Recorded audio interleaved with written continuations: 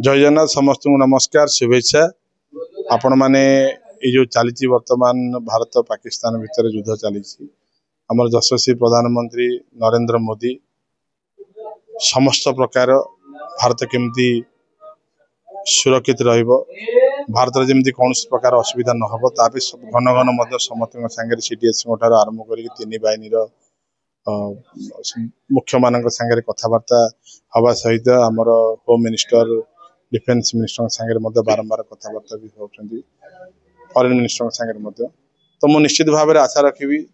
भारत निश्चित भाव खूब दिन दु दिन निश्चय जीत पाकिस्तान को फोपाड़ी दब ये परिस्थिति बर्तमान पाकिस्तान रही तो मु निश्चित भाव में कहबी आमर भारतीय जनता पार्टी सरकार एवं नरेंद्र मोदी सरकार को समस्ते सपोर्ट कर सैन्य बाहिनी को धन्यवाद दौचु सपोर्ट करुँ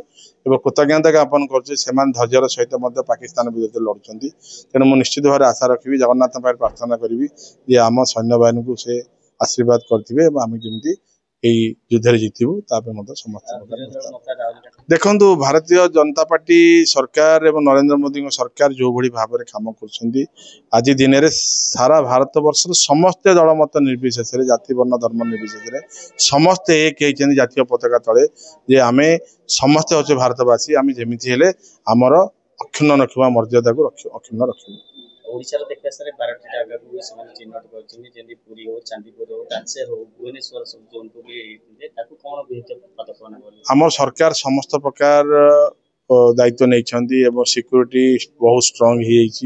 हो मु आशा रखी निश्चित भाव में पाकिस्तान चाहिए आमको किसी कर कि आमर किसी असुविधा हेबनी।